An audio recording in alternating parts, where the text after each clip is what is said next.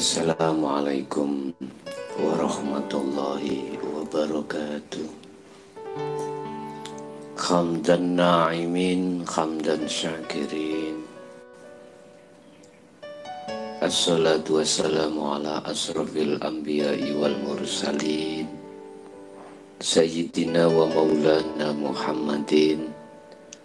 Rabbi israhli sadri wa yassirli amri Wahlul 'uqdatam min lisani yafqahu qawli. Shadaqallahul azim, amma ba'du. Bapak Ibu hadirin, saudara-saudaraku dimanapun Anda berada, alhamdulillah dalam kesempatan siang hari ini kita masih diperkenankan untuk Pertemuan siang hari ini kami akan membahas cara-cara berzikir dari tingkat 1 sampai ke tingkat 4 untuk bisa sampai kewusulan pada Allah Subhanahu wa Ta'ala. Berdasarkan surah Al-Insan ayat 25 dan 26, di mana Rasulullah diperintahkan Allah langsung untuk berzikir baik pagi, siang, sore, bahkan malam hari. Dan juga faedah atau khidmah tatkala hati mau berzikir kepada Allah akan menjadikan dan membentuk satu hati yang damai, aman, santausa. Ala bidzikrillahi tatmainnul qulub. Bahkan sholat pun itu diperintahkan semata-mata untuk hati berzikir kepada Allah. Yang dimaksud zikir di sini yang bagaimana? Yang bisa sampai hati kewusulan pada Allah itu yang bagaimana? Ini Bapak Ibu yang menjadi pembicaraan kita pada siang hari ini. Secara lughat, zikir itu adalah ingat. Ingat di sini ada dua pandangan. Zikir di sini ada dua pandangan. Secara istilah, zikir adalah hati sadar dan menyadari bahwasanya semua apapun yang terjadi semata-mata hati sadar kalau di situ hanya peran Allah Subhanahu wa Ta'ala. Walillahil malikal mulki tutil mulka man tasha. Walillahil mulkus samawati wal ardi. Bahwasanya semua itu yang ratoni, yang rajai, yang berkuasa semata-mata Allah Subhanahu wa Ta'ala. Itulah allazi hidup sakhara yang berwenang di situ. Bapak Ibu, kalau pandangan syariat yang disebut zikir, afdhalu dzikri fa'lam annahu la ilaha illallah.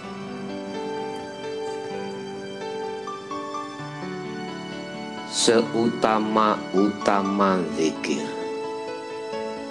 adalah la ilaha illallah. Diucapkan di dalam lisan, Inilah Bapak Ibu yang kami maksud tahapan pertama. Kita mengucapkan la ilaha illallah dalam hitungan yang tidak ditentukan alias disesuaikan dengan kemampuan dirimu masing-masing. Cuman etika ketika saat berzikir di tahapan yang pertama, kita harus mengerti bahwasanya duduknya nafi di la ilaha dan duduknya isbat pada illallah. Ini terserah kau baca berapa kali, itu terserah. Karena ini sebagai proses awal kau berzikir pada Allah, kau ingat pada Allah. Secara syariat, zikir ingat itu di dalam fisik, berarti akal. Ingat pada Allah, ingat bahwasanya semua apa yang ditampilkan di dunia ini sebagai ayat, tetanda kalau ada yang menciptakan. Tetapi ada tingkatan zikir yang kedua adalah zikir sirri. Yang pertama tadi disebut jahri, diucapkan di lisan la ilaha illallah sambil kepala ditarik ke kanan, la ilaha, dan illallah sambil kepala ditundukkan di dalam kiri hati. Seakan-akan ketika la ilaha mengeluarkan apa isi hati yang berupa kesenangan duniawiyah yang menjadi kotoran hati. Setelah itu ilallah seakan-akan memasukkan Allah di dalam hatimu.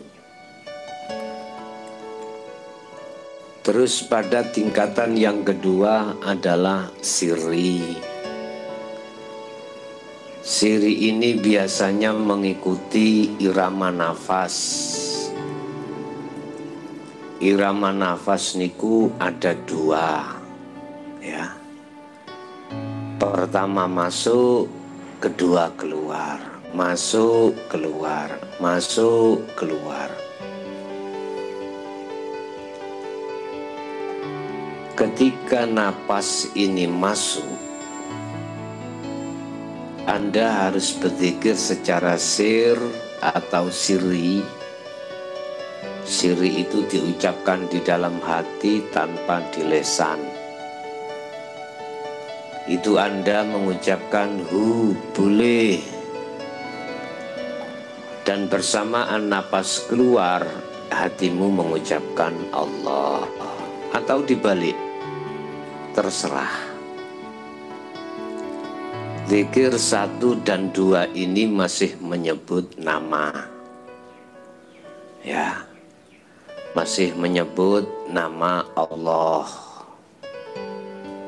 Belum bisa dikatakan usul pada Allah, belum, karena masih menyebut nama Allah.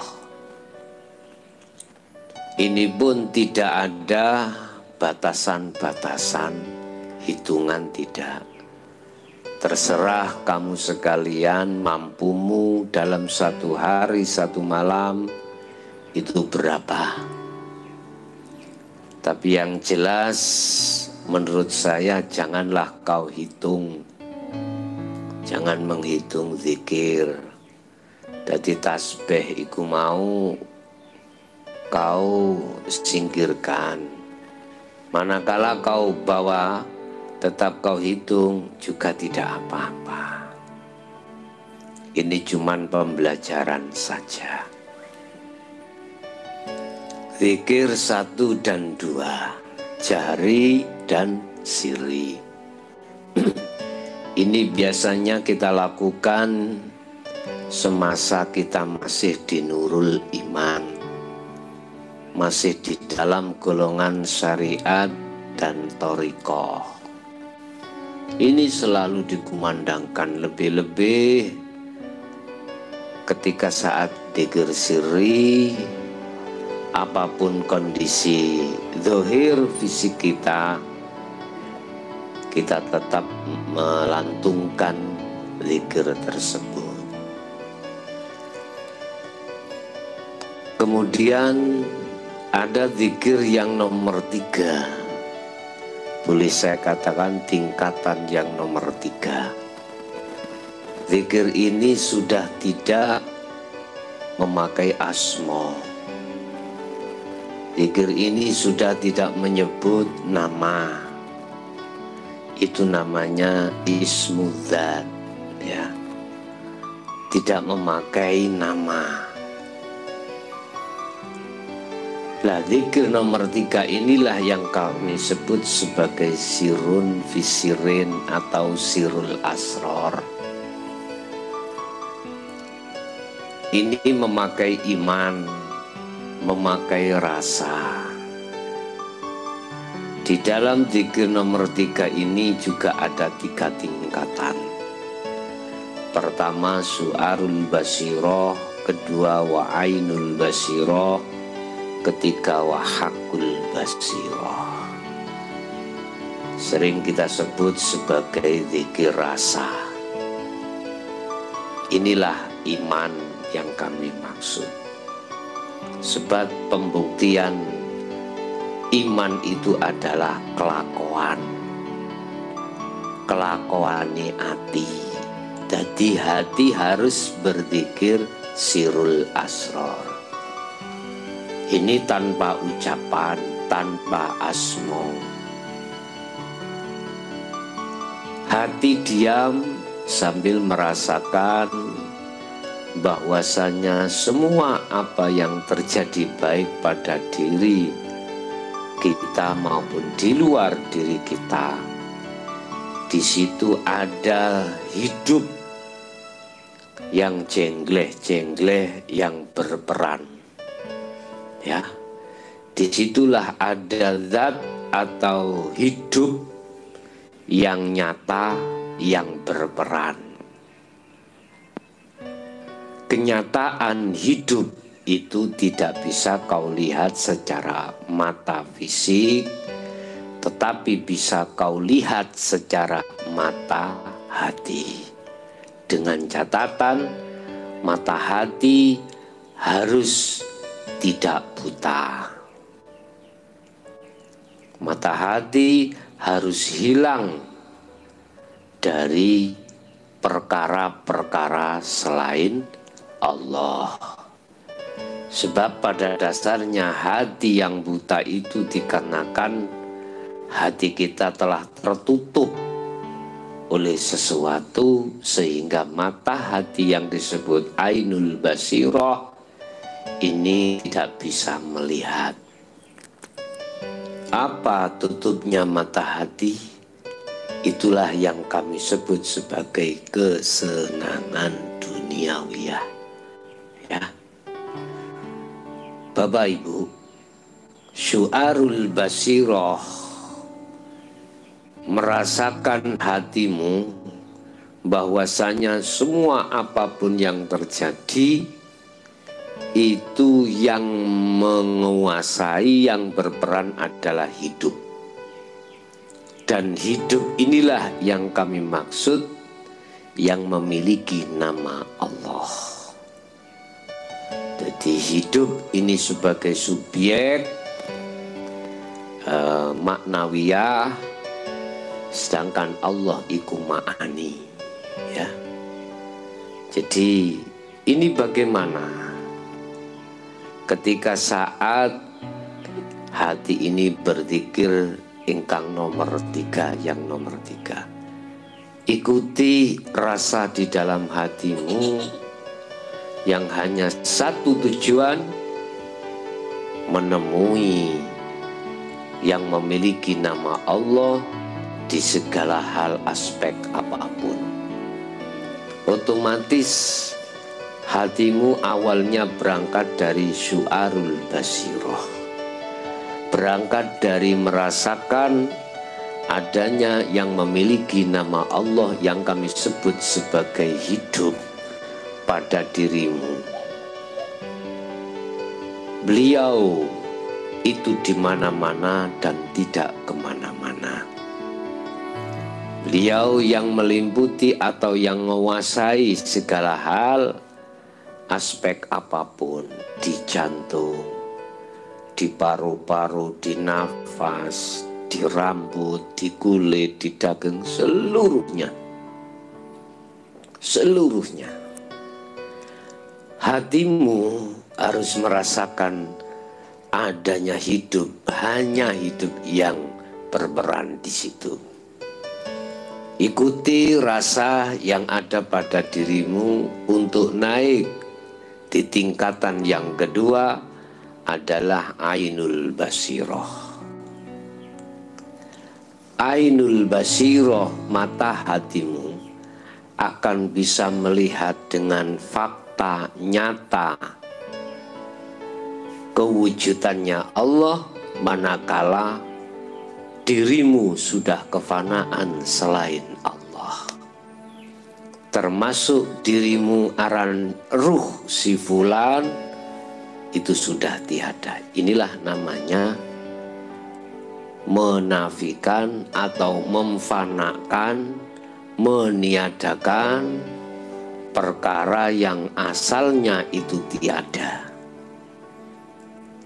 Siapa yang aslinya itu tiada adalah selain Allah, termasuk diri kita. Inilah proses rumit yang kami maksud sebagai fana, ya, kefanaan. Nanti kamu dibimbing Allah sendiri di situ, Bapak Ibu. Jadi antara syu'arul basiroh ke ainul basiroh, antara merasakan dan melihat atau bertemu, di sini banyak kotoran-kotoran tutupnya hati kita. Ini dibersihkan oleh Allah. Secara otomatis kita harus telaten, istiqomah, terus-menerus, tanpa mengenal waktu, tanpa mengenal tempat. Terus menerus hati berzikir pada Allah. Dikatakan kalau sudah ke ainul basiroh, melihat, ketemu, Anda sudah tiada. Yang dikatakan la maujudan illallah, sudah ketemu di situ. Aran diri kita si fulan roh, aran si fulan itu sudah tiada. Pokoknya di dalam hatimu tidak ada selain daripada hidup yang kami maksud adalah Allahnya itu. Ya. Ketika ainul basiroh sudah terpapar dalam dirimu, maka satu paket dengan hakul basiroh. Apa? Menyatakan. Dalam dirimu ada satu kenyataan atau pernyataan bahwasanya hidup itu akan bicara sesuai dengan surah Al-Toha ayat 14, yaitu innani anallah la ilaha illa ana. Di hatimu akan muncul satu pengakuan atas diri Allah. Jadi hidup itu nanti akan bicara, ya aku iki Allah. Jadi yang bertemu, yang menemui kalau sudah di posisi ainul basiroh wa hakul basiroh, yang menemui dan yang ditemui itu pelakunya adalah ahad. Yang menemui, yang melihat Allah itu zatnya sendiri.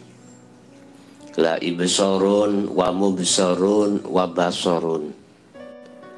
Yang melihat tadinya proses dari ainul basiroh, syu'arul basiroh, perjalanan ini masih ada sesebutan makhluk yang disebut sebagai sifulan ruh suluk nuju usul pada Allah. Ada ucapan yang ditemui yaitu Allah. Aran-aran seperti ini nanti telah tiada. Mata untuk melihat itu pun nanti juga sudah tiada. Yang ada adalah diri ingsun Allah. Ini kalau sudah hakul basirah. Inilah Bapak Ibu yang kami sebut sebagai kewusulan pada Allah. Dan ini harus kau lakukan terus menerus tanpa lelah. Akan tetapi saya garis bawahi semampumu, ya, semampumu. Nah, kalau sudah di hakul basiro, dikatakan sudah wusul pada Allah di makom musyahadah, ini nanti akan masuk zikir tingkatan yang keempat, tahapan yang keempat, secara otomatis disebut fana'ul zikri. Dalam hatimu sudah tidak mengakui si hamba ini yang berzikir, si hamba ini yang berperan, si hamba ini yang menghadap, si hamba ini yang melihat, tidak ada sudah. Makanya saya bahasakan sederhana, fana'ul zikri. Jadi dalam hatimu sudah tidak ada lagi pengakuan-pengakuan atas diri hamba yang berperan. Sudah tiada. Ini kalau detik-detik di dalam alam musyahadah, di dalam makom musyahadah, di dalam kewusulan pada Allah, itulah kemakrifatan pada Allah. Pertanyaannya, kalau sudah di sini, Allah akan meletakkanmu, ada kalanya di khos, ada kalanya di khawasul khawas. Artinya yang khos, akalmu ikut dihilangkan Allah, hatimu juga dihilangkan atas kelalaian terhadap selain Allah.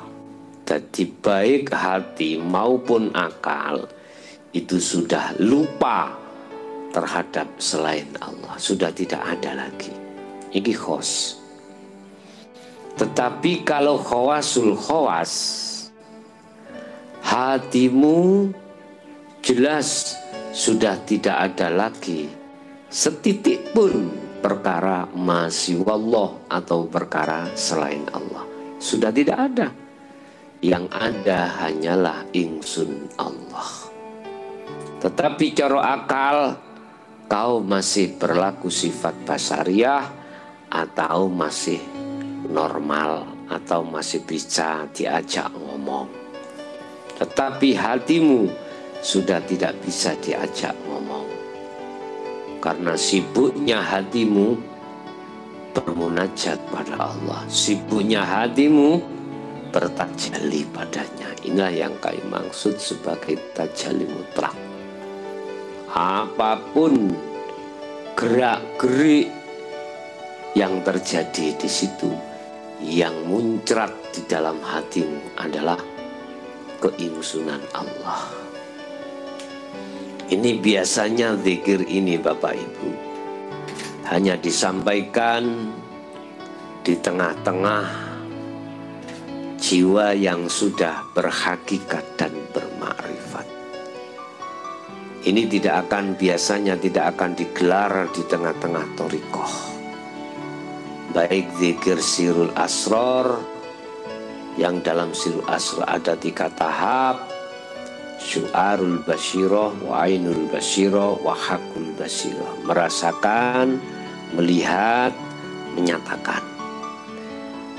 Ini tidak ada dan memang tidak dibahas di dalam syariat dan thariqah. Yang dibahas di dalam syariat dan thariqah adalah jahri dengan siri.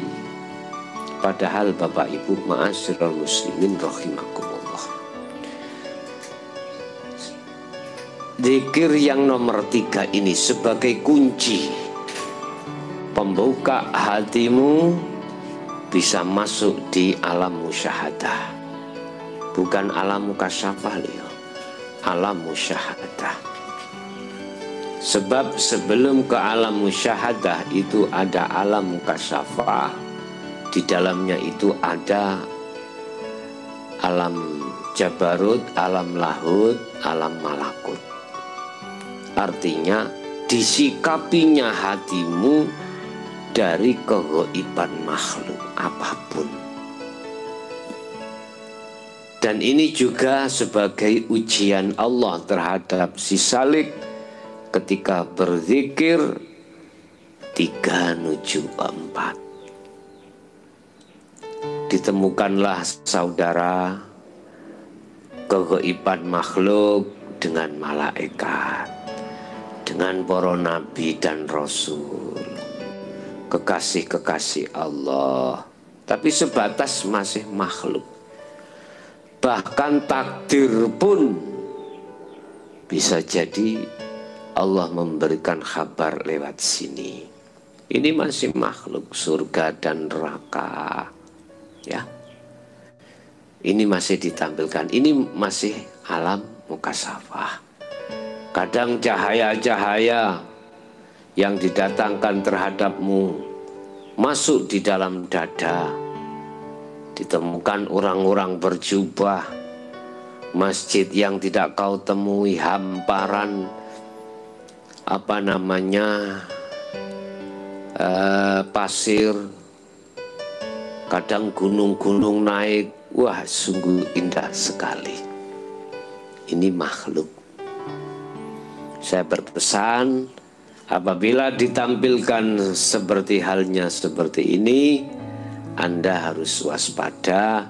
Ingat, ini masih di alam mukasyafah yang mempunyai beberapa arti, ya.